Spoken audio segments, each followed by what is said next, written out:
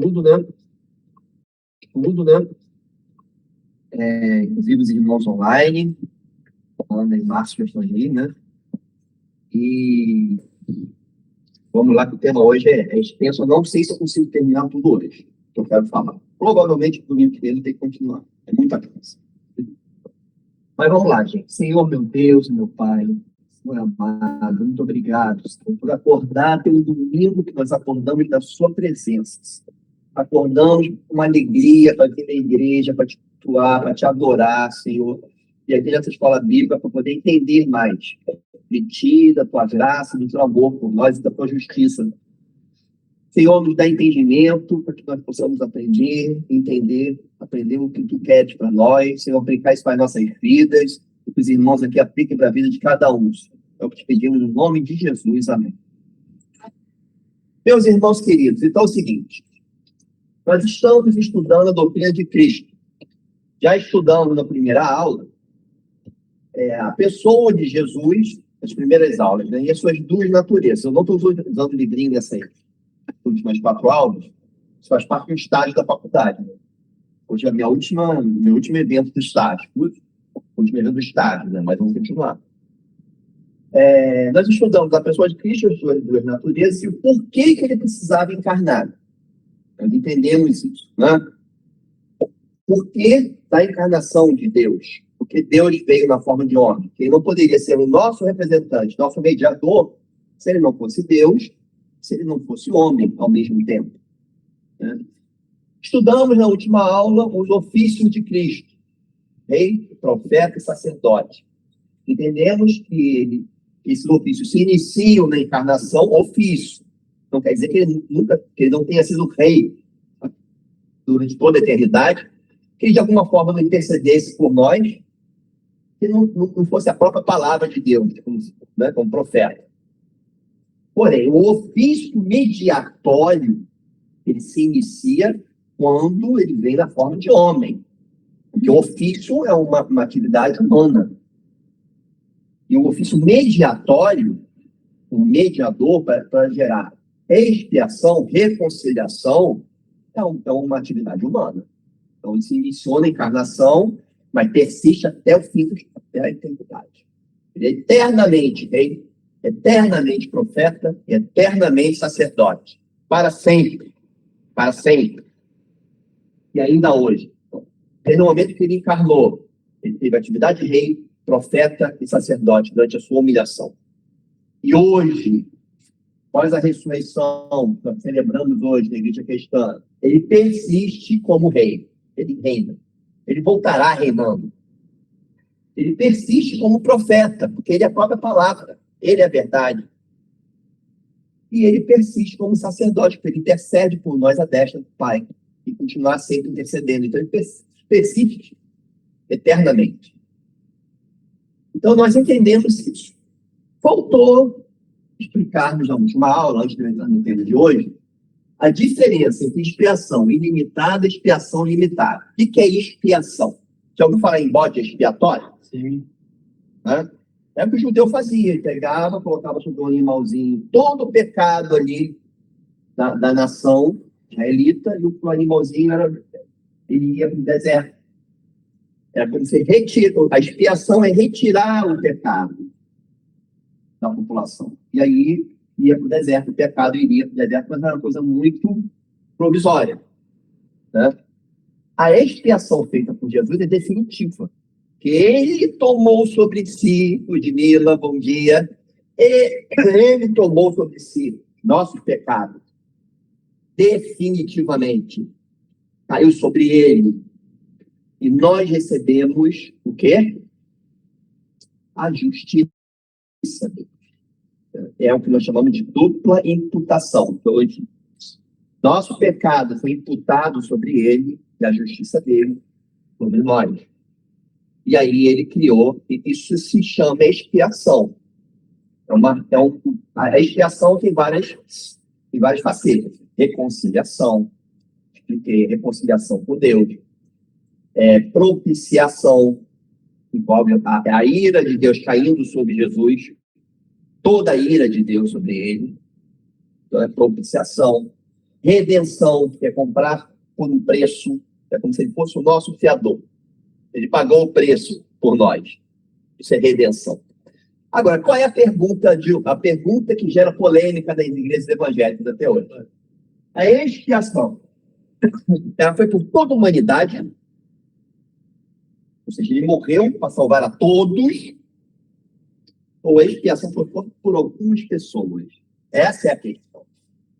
E aí é que a gente fala da diferença da expiação ilimitada para limitada. É a extensão dela. Em extensão, ela, de forma ilimitada, você tem uma extensão ilimitada. O que isso quer dizer? Os arminianos, os irmãos arminianos, eles creem no seguinte, que o sacrifício de Jesus, ele tirou a barreira do pecado do homem. Então, aquele homem, aquela pessoa, por sua vontade, buscar a Deus e se arrepender dos seus pecados e pedir perdão, né? E tiver fé em Jesus Cristo, ele terá a salvação dele. Por quê? Porque essa barreira do pecado foi tirada de todos os homens. Então, o que acontece? A expiação, do ponto de vista de extensão, ela é ilimitada. Mas, do ponto de vista de força e de poder, é limitada. Por quê? Que sozinho o homem não consegue. É limitada, porque sozinho o homem não consegue, porque também, assim, são pensamentos informados. Porque pode ser o seguinte, hoje eu me arrependi dos meus pecados e tenho fé em Jesus, mas amanhã eu caio em pecado. Aí eu perco minha salvação. É porque isso fala, sem mim nada vocês podem fazer. Mas a ideia de poder ser fraca a expiação, você enfraquecer a expiação, é que eu posso cair. Eu vou cair, se eu cair, eu perco minha salvação. Aí, se eu voltar depois, crer novamente, me arrepender novamente, eu ganho minha salvação de novo. Porque está aberto, entendeu? É por isso que o Paulo irônico, o Calvinista diz que a Margarida é bem quer, Paulo quer. Ele quer, Paulo quer. Esse raciocínio parece no Velho Testamento, tipo, vai, leva o sacrifício, mas tem que levar sempre, porque nunca é suficiente. Exatamente. É o que o Luiz estava falando agora aqui, Luiz, que a gente estava conversando. É uma coisa meio judaizante, né? É uma coisa temporária, é como se fosse sacrifício do Antigo Testamento. Os calvinistas reformados acreditam da seguinte forma: a expiação, do ponto de vista da sua extensão, é limitada. Jesus não morreu por todos. Jesus morreu por alguns. Aqueles a quem Deus, na eternidade, no conselho, lá no pacto da redenção, que é um conceito que a gente vai falar em soteriologia ainda. Houve um pacto entre o Pai, o Filho e o Espírito Santo. Na eternidade, o Pai decidiu salvar alguns seres humanos por amor. Ah, mas por que salvou Jarbas e não salvou fulano? Isso não tem resposta. Por que salvou Manuel? É uma pergunta que eu faço para Deus todos os dias. Meu Deus, que eu? Faça a pergunta. Meu Deus, por quê? Não, porque eu. Aí é um mistério, gente. Tem coisa de teologia que você não vai saber entender. O fato é que Deus escolheu alguns para salvar, enviou seu filho, o filho aceitou encarnar e ser sacrifício por eles, morrer no lugar deles, e o Espírito Santo aplica isso aos nossos corações hoje. Toda a história do cristianismo, até antes de Jesus Cristo, já havia aqueles que são fé no Messias que viriam, que foram salvos. Mesmo de fechamento. Né? Então, do ponto de vista de extensão, ela é limitada. Do poder, ela é totalmente ilimitada, de poder. Porque a expiação feita por Jesus, ela é completamente eficaz. Uma vez você tendo seu coração regenerado, tendo se arrependido e tendo fé, você está salvo definitivamente, não vai perder a salvação. Você vai ter oscilações no seu processo de santificação, é normal. A oscilação no início é um pouco maior, depois ela vai ficando mais estável. Só uma definição que o Sproul coloca no livro dele. Mas é definitiva. É uma obra total poder, que foi feita por Deus. Você não pode tirar o poder da obra de Deus. No meu ver, faz muito mais sentido de acordo com as Escrituras acreditar numa expiação limitada. Limitada. Para mim, é a oração de Jesus, é a resposta. Completamente. Todos aqueles que são mesmo. São os mesmos que tu me deste, né? Tu tem ali, por exemplo, para buscar a ovelha perdida, uma ovelha que ele já amava ali, o redil já definido. Toda faz muito sentido, né? E aí, já, Romanos 8, 32 e 39. Vai ser todo. Romanos 8, 32. 8, 32. Vocês entenderam bem isso aí? Romanos 8, 32. Estamos aqui.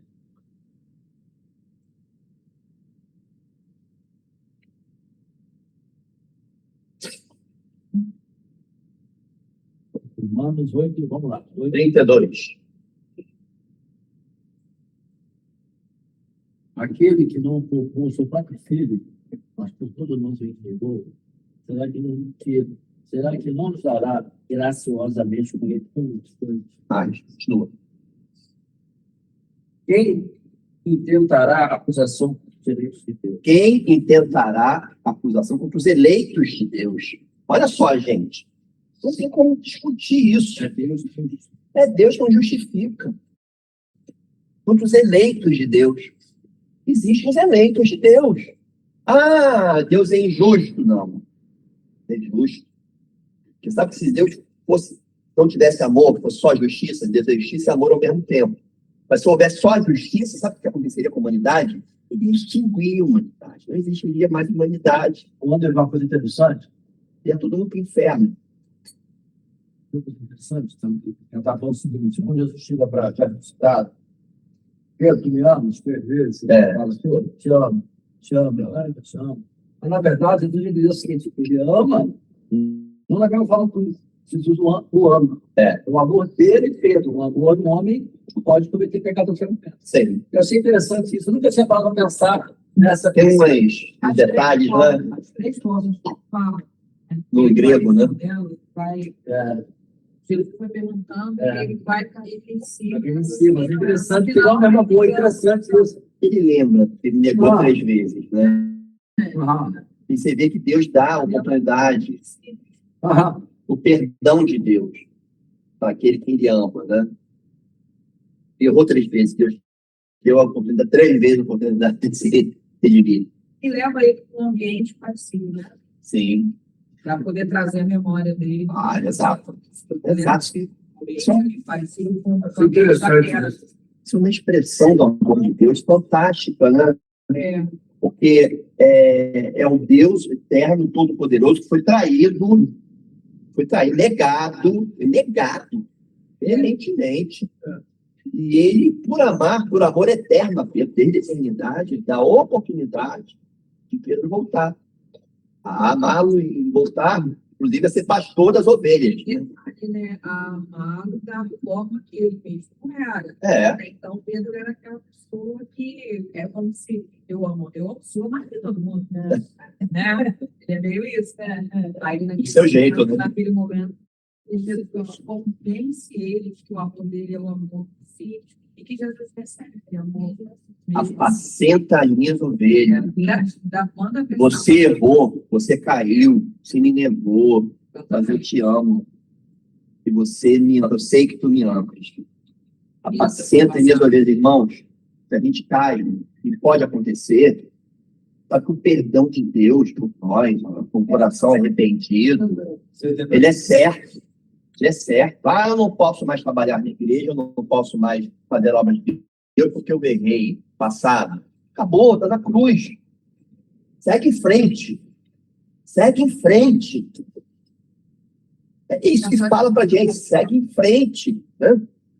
Isso é para mim, pelo menos. E ela deveria explicar essa história de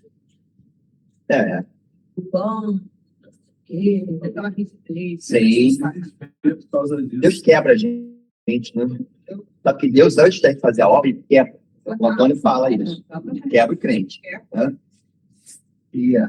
Então, gente, entenderam a diferença de expiação limitada e ilimitada? E por que nós achamos que a limitada faz mais sentido? É limitado em extensão, mas é ilimitado em poder. É perfeita. É perfeito em poder. Para que aqueles a quem que o Pai deu para Jesus, ele salvou.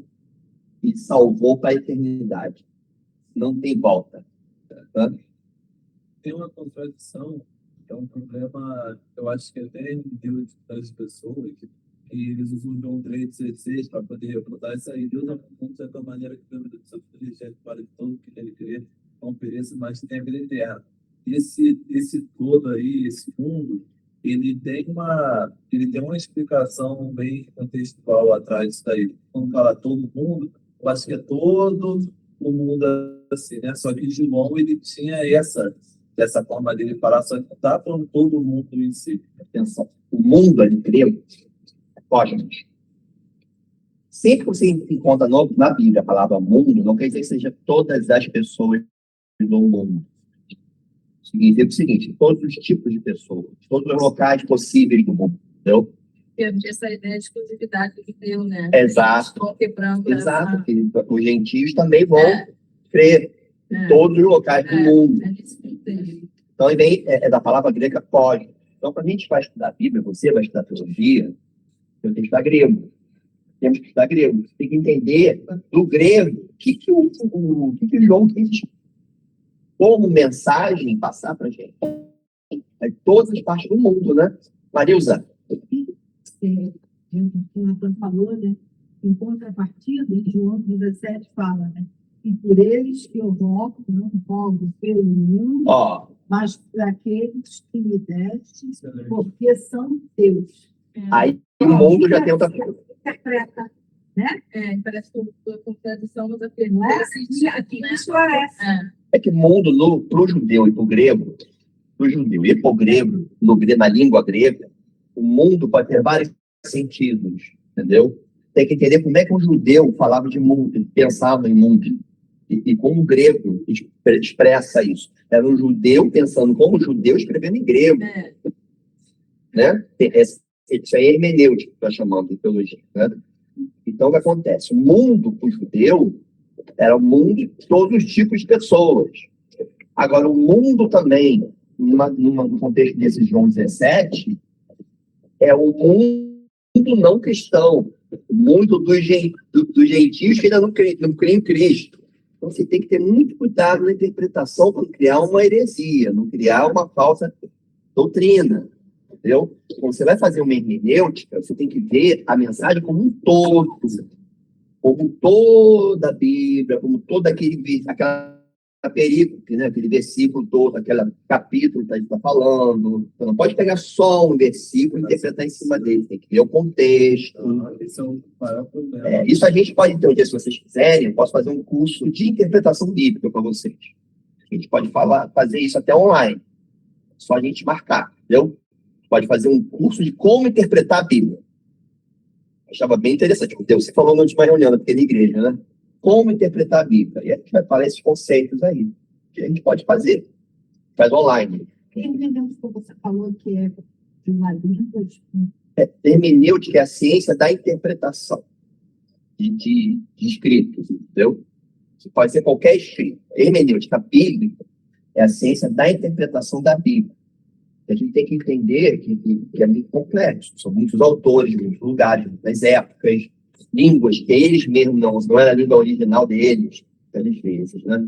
Então, você vai ter que entender, existem técnicas de entendimento. Porque a gente acredita que existe uma mensagem ali. Mas, olha, a coisa é tão brava. Hoje, por exemplo, existe uma linha liberal que qualquer um, sim, a mensagem é aquilo que você interpretou, que trouxe para o seu coração. Na verdade, existe um efeito em você, mas a mensagem que o autor, a mensagem e o receptor, né? A mensagem é uma, que produz vários efeitos. Mas a mensagem é uma. Então, a gente pode fazer um curso desse para discutir esses efeitos. Eu tenho uns livros bem legais sobre isso. Tem que pensar no momento histórico para falar. Tudo isso, contexto histórico. contexto social, contexto psicológico. Tem muitas coisas, né? Eu vou montar um curso desse aí para você. Também está trazendo problema, né, mano? Porque aí, você vai contextualizar, porque a palavra de Deus. Isso aí hoje também, né? A palavra de Deus vem para hoje. Vem para hoje. Isso aí. Não sei como fala isso aí. Mas falando no local, tem gente que hoje está querendo negar os fatos. Naquela época. Exatamente. Exato. É por isso que é a mensagem. A lei cerimonial e a lei moral. Pois é, a lei cerimonial acabou. Agora a lei moral persiste. Não existem verdades ali nas escrituras que são eternas. Agora, existem coisas culturais que realmente eram para a época. Então, você tem que saber diferenciar isso. Como é que você vai aplicar isso no dia de hoje? Quando o Antônio prega, vocês vão ver que ele traz para o dia de hoje. Para você. Aplicabilidade. Ele fala da época e traz para hoje. Observaram? Isso é uma hermenêutica brilhante, né? Que ele faz. Eu admiro muito ele, mas é brilhante.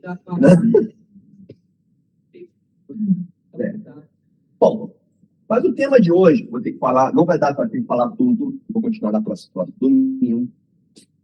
Que já falando, então, o que falta falar sobre Jesus de forma básica? Os estados dele.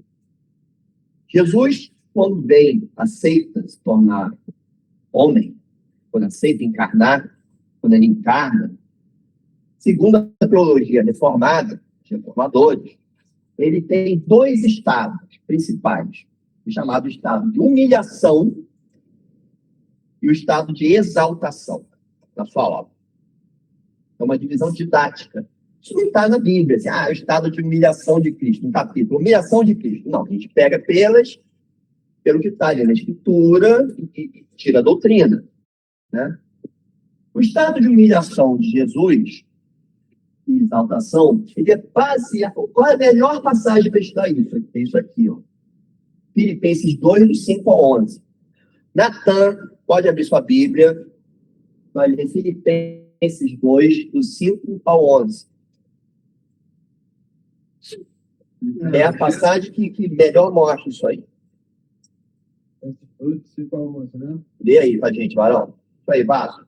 Que haja em vós a mesma mente que houve também em Cristo Jesus, que sendo em forma de Deus, não teve por usurpação ser igual a Deus, mas fez sem reputação, tomando sobre si a forma de um servo, fazendo-se semelhante aos homens, e achando na forma de homem, humilhou-se a si mesmo, sendo obediente até a morte, e morte de cruz, pelo que também Deus exaltou altamente e lhe deu um nome, que está acima de todo nome, para que ao nome de Jesus se dobre todo o joelho das coisas,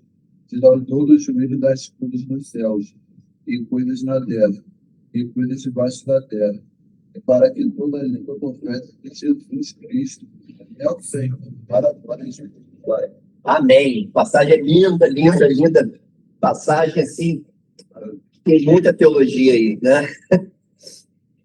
Ele veio na forma de ele se humilhou, se esvaziou. Então ele veio na forma de servo. Servo no grego aí é doulos, escravo. Como escravo. É o Todo-Poderoso, é o Deus Criador de todas as coisas, eterno, em poder, em glória, em majestade. Ele resolve se esvaziar. Se esvaziar aí não quer dizer que ele deixou de ser Deus. Não. Ele se esvaziou do posto dele. Ele saiu do posto de majestade, continuou sendo majestoso, para ir para o posto de escravo. Esse é o esvaziamento de Jesus. Nós chamamos isso, teologia, que vem do grego, kenosis. É o esvaziamento de Jesus. Então, a humilhação de Jesus, ela passa, segundo você vai ver nessa passagem, por o quê? Pela encarnação, ele nasce de mulher, nascido de mulher, dependendo de mamar para sobreviver, no seio de Maria, nascido de Maria, tem que mamar. É um ser humano agora que defeca, urina, que tem frio, tem calor, ele encarna. O Deus encarna. tem uma carne, dessa carcaça aqui, carne, osso, nervos, sensor. Vive, e durante a vida dele não foi uma vida fácil, uma vida de humilhação, vida difícil, com todos os intempéries da vida que nós passamos hoje, os problemas que nós temos na vida, ele passou também, mas não pecou. Foi tentado, sujeito à tentação, sujeito às leis, tá? Lutou contra injustiças sociais, contra injustiças. Então, a vida dele foi uma humilhação. Morreu, passou pela morte, foi sepultado por 3 dias no seio da terra. Dizem que ele desceu à mansão dos mortos, né? Que foi ao inferno, mas aí é um tema que eu nem vou abrir aqui para discussão nesse momento, porque está no credo apostólico, mas existem muitas controvérsias teológicas. Isso aí eu teria que falar numa aula só sobre isso. Só uma aula sobre isso. Desceu ao inferno. Mas aí, após o sepultamento, o que aconteceu? Estou comemorando hoje. Ele ressurgiu, a ressurreição dele. E aí que começa o estado de exaltação de Cristo, que Filipenses coloca aí, né? Ressuscitou, ficou 40 dias ainda ensinando com os apóstolos, ascendeu aos céus, isso faz parte da exaltação deles, está à destra de Deus e vai voltar em poder e glória. É um V, então, a humilhação, depois a exaltação dele. Né? Mas vamos estudar primeiro melhor? Preste atenção, quero que você responda uma coisa aqui. O que Paulo falou esse conceito teológico para os filipenses? O que é importante estudarmos isso aqui? É a humilhação de Cristo e a sua exaltação depois. O que Paulo fala para os filipenses? Lê aí, Filipenses 2, o 5. Não, o 2:6. 2:6. Sendo em forma de Deus, não teve como a superação ser igual a Deus. 2:5. E age em vós da mesma mente que o também Cristo Jesus. Age em vós da mesma mente, mesmo sentimento de Cristo Jesus. Estava havendo muita dissensão na igreja ali, entre irmãos. Né? O irmão tratando o outro irmão mal, o irmão querendo poder em relação a outro irmão. Né? Então, o que Paulo quis nos ensinar? O Espírito Santo, né, ele foi lá e inspirou Paulo a falar isso aqui para a gente. O que isso traz para nós no dia a dia? Para servir, né? Se nós somos o corpo de Cristo, Cristo se esvaziou, a gente também tem que deixar apoio, deixar hierarquia, deixar certo. Isso, Ludmila, muito bem. Ele veio na forma de escravo. Então eu tenho que servir o meu irmão. Se eu tenho que servir o meu irmão sem pensar imposto, eu tenho que me humilhar nessa vida. Porque ele também se humilhou. Porque ele encarnou como eu. E as mesmas questões, os mesmos problemas da carne, fora o pecado. Mas ele foi tentado, ele sofreu injustiça na vida dele, ele sofreu as questões da carne. Ele passou a vida como nós passamos. Ele morreu como nós, muitos de nós vamos morrer, a não ser que Jesus volte antes, é a minha esperança. Mas ele não voltando ainda, todos nós aqui, nesta aula, todos, invariavelmente, vamos morrer. Ninguém escapa. Ele morreu. Foi sepultado. Se nós morrermos, se não formos cremados, seríamos sepultados. Então, ele passou pelas mesmas humilhações que nós passamos aqui nessa vida. E ainda assim, ele veio na forma de servo. Ele veio para servir. Ele não pensou nele mesmo, porque ele é Deus. Ele não pensou na questão dele ser Deus, mas ele veio como servo. Sabe? Para morrer na cruz por nós. Para dar a vida dele, para que nós recebêssemos a justiça dele. Então, como é que nós temos a ousadia no nosso dia a dia de fazer mal, de tratar mal um irmão? de querer tratar mal o irmão para poder ganhar alguma coisa, nossos desejos egoístas. Então, isso traz uma lição de humildade para a igreja. Sabe, o livro do Antônio, Filipenses, vocês têm que ler. Vocês têm que ler. Leitura obrigatória. Ele coloca o seguinte, que sem isso não há igreja. Porque a igreja existe para isso, para servir. Para servir a quem precisa, para servir um irmão que esteja precisando. E hoje a gente vê nas igrejas as pessoas buscando poder, querendo mandar, querendo poder. Gente, nós temos que buscar servir. Jesus lavou os pés dos discípulos. O Deus eterno e todo-poderoso lavou os pés dos discípulos. Esse é o nosso exemplo. Mas aí eu queria perguntar para vocês uma coisa muito boa. E a exaltação dele, o que traz para a gente? Qual o sentimento que traz para vocês? O estado de exaltação dele, que ele ressuscitou, que ele ascendeu, está à destra de Deus e vai voltar em poder e glória. Esperança. O Ludmila está afiada de Deus. Está afiada. É uma palavra, se eu pudesse expressar numa palavra, se chama esperança. É o que nos dá esperança de vida. E se nós sabemos que nós vamos morrer, nós sabemos o seguinte, que isso não é o ponto final da nossa existência. Se vamos morrer, nós vamos ressuscitar. Nós vamos ascender também, nós vamos ascender e vamos estar com Deus, não a destra. Nós vamos estar com Deus lá, nós vamos estar com a Trindade. E quando ele voltar, nós vamos voltar também. Né? Nós vamos viver no novo céu, na nova terra, num mundo perfeito, sem dor, sem pecado, sem morte, sem medo, sem pânico, sem doença. Então, essa doutrina nos ensina a sermos humildes como Jesus, servirmos o nosso irmão com amor, mas nos ensina também a ter esperança, que apesar dessa vida tão difícil que a gente vive, há uma coisa muito melhor para nós. Tá? Agora eu vou analisar cada item aqui da humilhação e da exaltação de Cristo. Tá? Alguma pergunta? Então vamos lá. Ele encarnou, se esvaziou. Tem aí, quem quer ler? 2 Coríntios 8, 9. Podem ver as Bíblias aí. A dupla dinâmica que chegou. 2 Coríntios 8, 9 e Lucas 2, 7. 2 Coríntios 8, 9. Pode ler? 2 Coríntios? Pode ler.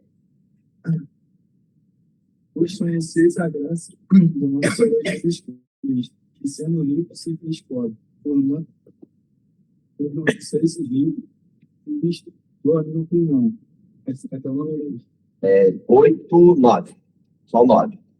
Sendo rico, se fez pobre. Sabe o que é? Nos mostra aqui, gente? Presta atenção. Como é que Jesus nasceu, encarnou? Pobre. Ele não nasceu no berço de ouro.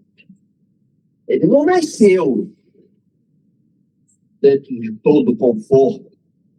Sabe que na época que nasceu lá no local onde ele nasceu é frio. Ele deve ter batendo queixinho. Nasceu numa estrebaria. Ele nem lugar para nascer ele tinha. Provavelmente estrebaria da periferia. Um casal pobre, um casal humilde, um pai carpinteiro. Então, o Senhor nasceu pobre. Ele não veio rico, cheio de majestade do mundo. Nasceu pobre, nasceu humilde. Deus, o Deus Todo-Poderoso, Criador de todas as coisas, pode repetir isso. Encarnou humilde, pobre. Talvez por isso, você sentia a pobreza na sua pele. Ele ame tanto os pobres. Ele tem tanta piedade pelos pobres, como a gente vai ver na Bíblia, né? Eu não tinha parado para pensar nisso já. Por ter nascido pobre, ele sentiu na pele que é ser pobre. Da mesma forma que ele chorou diante do túmulo de Lázaro. Sentiu. Ele sabia que ia passar por aquilo ali. Daqui a uns dias, eu vou voar. Eu vou ser sepultado. Ele sabia. Sabia. E chorou pela humanidade, né? Aquilo ali, nós não nascemos para aquilo. Nós não nascemos, fomos criados para isso. Tá? A morte, ela é traumática para o ser humano. É uma separação traumática para o ser humano. Nós não nascemos para morrer, fomos criados para morrer. Nós temos um senso da eternidade dentro de nós. Usando um comentário do Carlos foi de uma vez, que ele falou assim, que o choro dele foi de uma revolta contra o pecado. Mas foi o do grego, a palavra do grego, o choro dele, a revolta dele, ele se contorceu na Bíblia, é do grego, se revoltou. Ele se revoltou. Só existe morte para o pecado, né? Então não vai tudo junto ali no mesmo. E ele chorou. O choro de Deus. Né? Meu Deus. Isso é muito... Olha, Jesus chorou. Tem muita teologia. Pensa nesse. Jesus chorou. Então, dá para fazer uma pregação de 2 horas. Jesus chorou. Só nisso. Então ele encarnou pobre. Quem pode ler Lucas 2,7? E deu à luz a seu filho primogênito, e envolveu-o em panos e deitou-o numa manjedoura, porque não havia lugar para estalagem. Não havia nem lugar em estalagem para ele. Ele foi envolvido em panos. Não foi uma roupinha bonitinha, não. Foi envolto em panos e foi colocado numa manjedoura. Porque não havia lugar para o Filho de Deus nascer. Ele nasceu pobrezinho. Já foi um estado de humilhação para ele. Né? E viveu entre os homens. Né? Sujeito a leis. Gálatas 4:4. Pode ler. A gente já leu muito esse versículo aqui na escola bíblica, em Cristologia. Ele é fundamental, tá? Gálatas 4:4.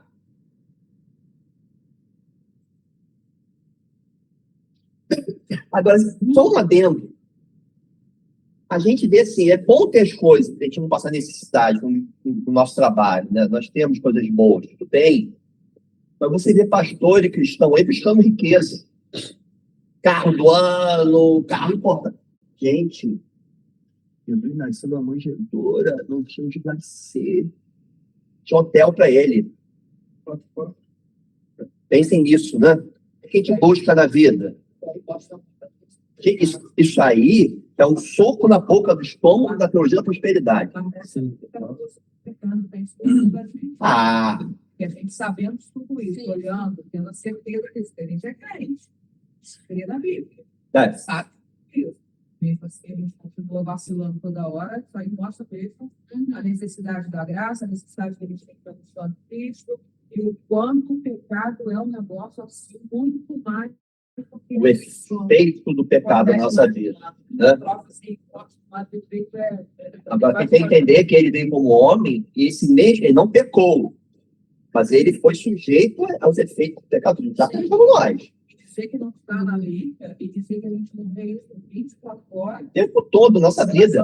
Da nossa. Às vezes, totalmente o oposto do que a gente está falando aqui. Exato.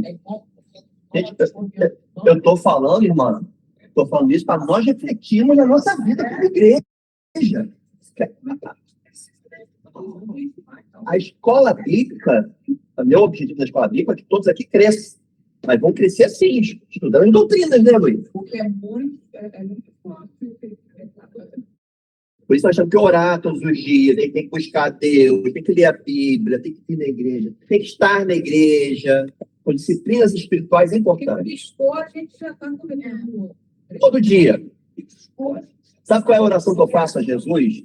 Todos os dias? Senhor, me protege de mim mesmo. De mim mesmo. Me protege de mim. Livra-me de mim mesmo. Me enche da sua graça.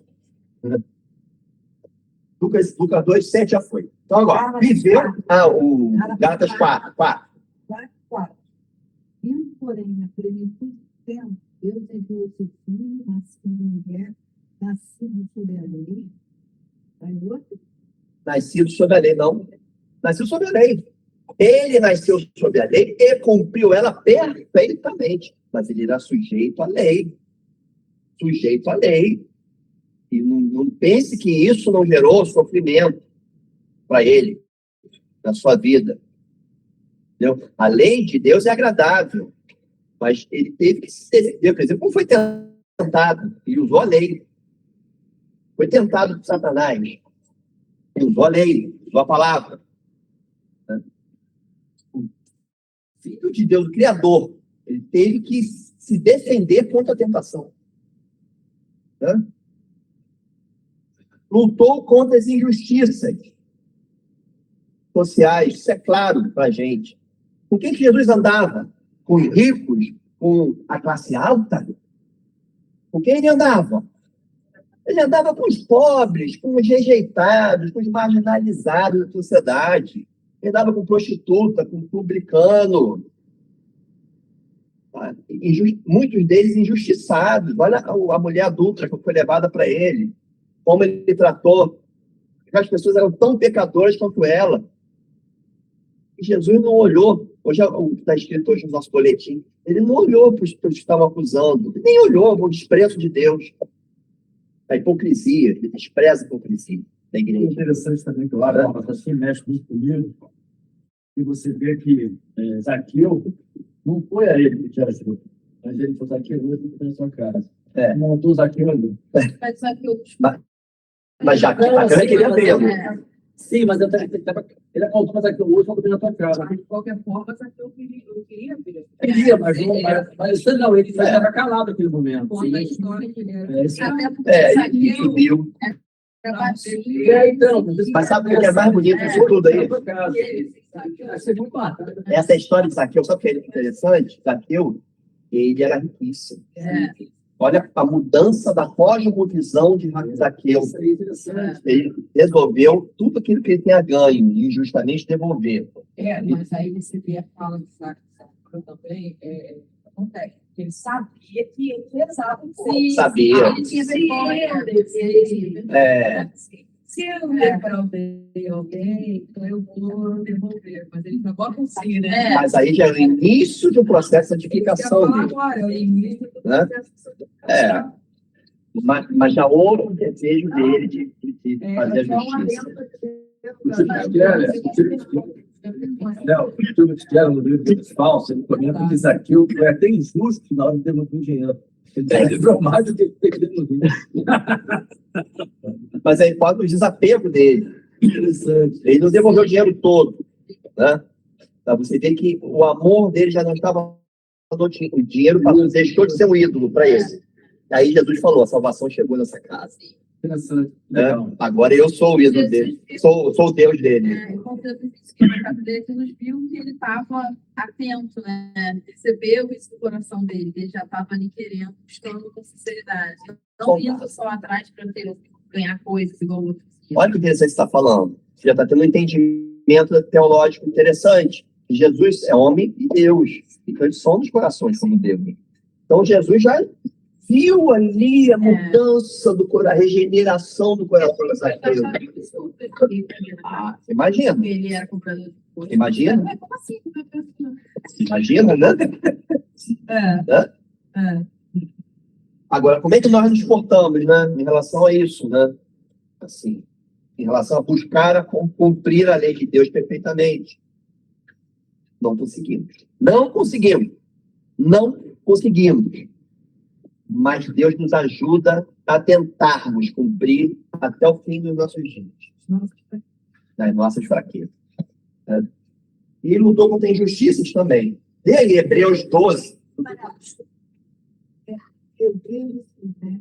Se a gente se coloca numa posição assim, a gente não consegue, nós somos, a gente coloca as coisas de cair num lugar de acomodação. Não? Sim. Nós temos, junto com a orientação, o bem para dentro.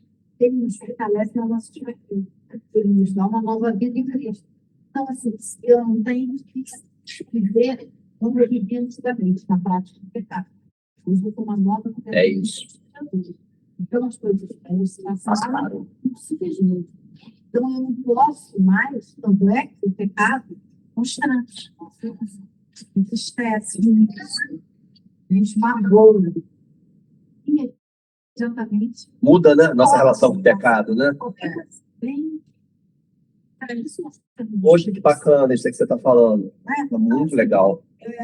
eu acho que a gente tem que ter também saber que a carne, porque há uma guerra mais do espírito, é maior que está em nós. Maior. Não podemos ter. Vamos ver as pessoas falarem, eu sou assim. Somos mais que vencedores. Somos mais que vencedores por aquele que nos amou, hein, marido? Somos mais que vencedores por aquele que nos amou. Aí é o seguinte, o que eu falo aqui é a luta entre o legalismo das igrejas e o antinomianismo, não ter lei. Entendeu? Nós não vamos ser salvos pela lei, pelo cumprimento da lei, mas também não podemos viver como se a lei não existisse. Nós temos que amar a lei de Deus. A lei de Deus é boa, ela é pura, ela é amável.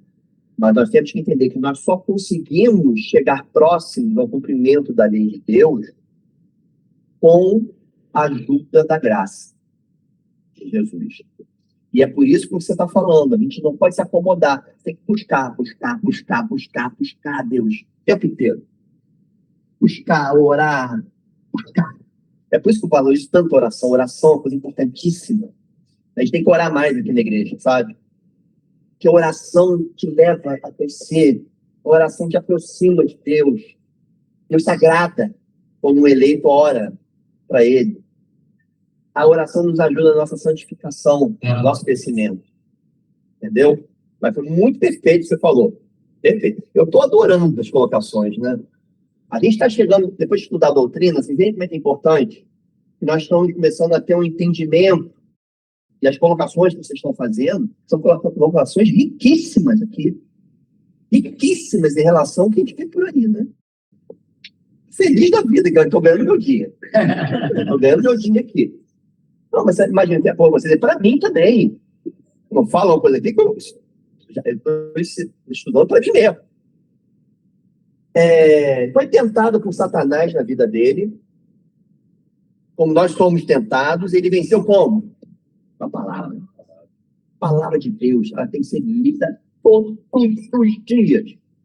Você tem que ler a Bíblia todos os dias. Eu queria fazer esse curso de interpretação da Bíblia, a gente aprender a ler a Bíblia, interpretar. Vou montar.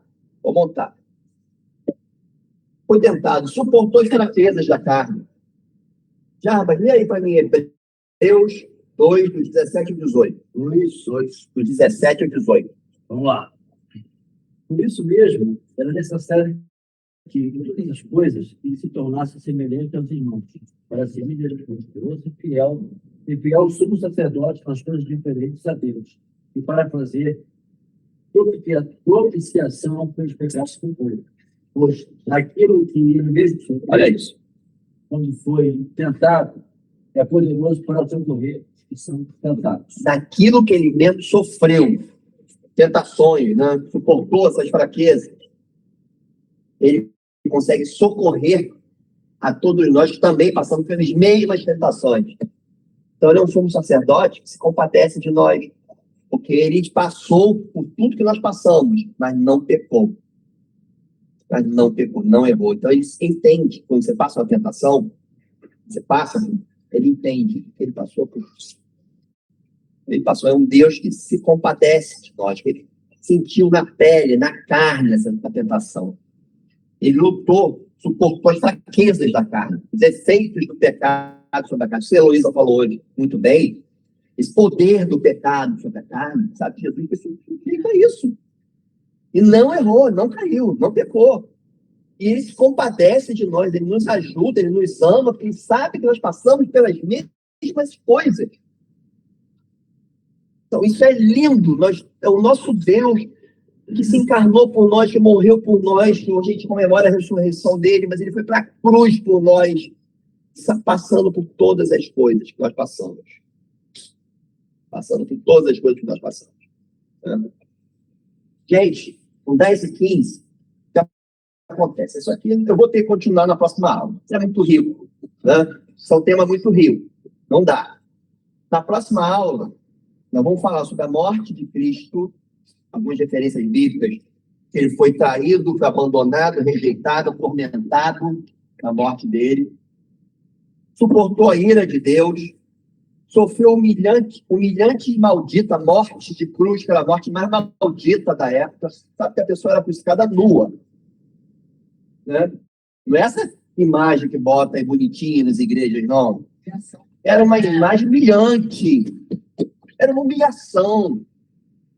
Era a morte que as pessoas tinham mais medo de ter. Depois eu vou falar sobre o sepultamento dele. Ainda vou ter que falar sobre a exaltação, a ressurreição. Acho que vou levar mais umas 2 aulas. Ressurreição, ascensão aos céus, ele sentado à destra de Deus e voltará para julgar o mundo. Né? Mas, gente, deu para discutir bastante hoje para dar um start, né? Vamos orar? Senhor Deus, obrigado, Senhor, por tudo que tu fizeste por nós lá na cruz. Obrigado por nos ajudar nas nossas fraquezas, nas nossas tentações. Nós entendemos melhor isso, Senhor, porque tu fosse também submetido às mesmas fraquezas e tentações. Faça, Deus. Te damos graças, Senhor, pela tua ressurreição, pelo dia de hoje. Eu te peço que abençoe a cada irmão aqui, Senhor, agora no culto. Abençoe o pastor Antônio, o louvor, o Pedro, tudo que vai ser falado, Senhor. Coloque a sua bênção, Senhor. Que o Espírito Santo fale com cada coração aqui hoje, Senhor. No nome de Jesus, amém. Amém. Vamos ao café. Gente, cafezinho, para a gente preparar para o culto, né? Ana, querida, muito obrigado. Vamos para o culto agora, né? Eu vou fazer um curso depois de interpretação.